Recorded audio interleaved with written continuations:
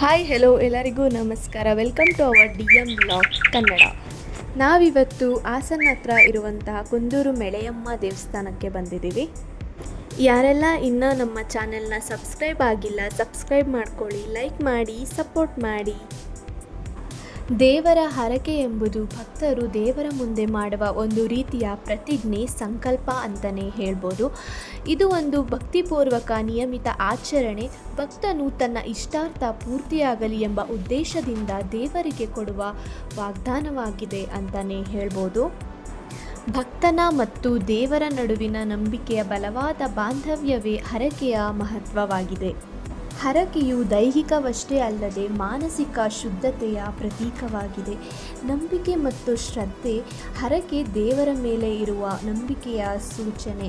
ಸಮಾಜ ಮತ್ತು ಸಂಸ್ಕೃತಿ ಇದರ ಬಗ್ಗೆ ಏನು ಹೇಳುತ್ತೆ ಅಂತಂದರೆ, ಈ ಆಚರಣೆಗಳು ನಮ್ಮ ಧಾರ್ಮಿಕ ಪರಂಪರೆ ಮತ್ತು ಕೌಟುಂಬಿಕ ಸಂಸ್ಕೃತಿಯನ್ನು ಬೆಳೆಸುತ್ತವೆ ಎಂಬುದನ್ನು ಸಮಾಜ ಮತ್ತು ಸಂಸ್ಕೃತಿ ನಮಗೆ ತಿಳಿಸುತ್ತೆ.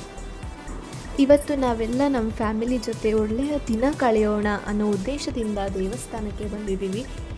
ಎಲ್ಲರೂ ಸಂತೋಷದಿಂದ ಈ ಖುಷಿಯ ಕ್ಷಣಗಳನ್ನು ಕಳೀತಾ ಇದ್ದೀವಿ.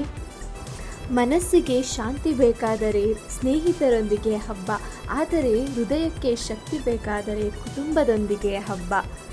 ಎಷ್ಟು ನಿಜ ಅಲ್ವಾ? ಆಮೇಲೆ ನಮ್ಮ ರಿಲೇಟಿವ್ಸ್ ಮಕ್ಕಳೆಲ್ಲ ಚೆನ್ನಾಗಿ ಆಟ ಆಡಿಕೊಂಡು ನಗಾಡ್ತಾ ಎಲ್ಲ ಮಾತಾಡ್ತಾ ಇದ್ದರು. ನಮ್ಮ ಬೃಹತಿ ಪಾಪುನು ಇಲ್ಲೇ ಇದ್ಲು, ಕ್ಯೂಟಾಗಿ ಹಾಯ್ ಎಲ್ಲ ಮಾಡ್ತಾಯಿದ್ಲು.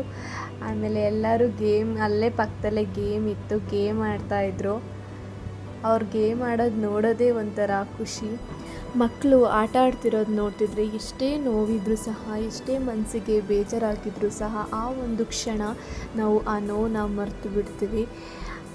ಆ ಶಕ್ತಿ ಆ ಮುಗ್ಧ ಮನಸ್ಸುಗಳಿಗೆ ಮಾತ್ರ ಇರೋಕ್ಕೆ ಸಾಧ್ಯ. ನಂತರ ಈ ಕಡೆ ನಮ್ಮ ಭಾವ, ನಮ್ಮ ಅಕ್ಕ ಅವರೆಲ್ಲ ಮುದ್ದೆ ಕಟ್ತಾಯಿದ್ರು.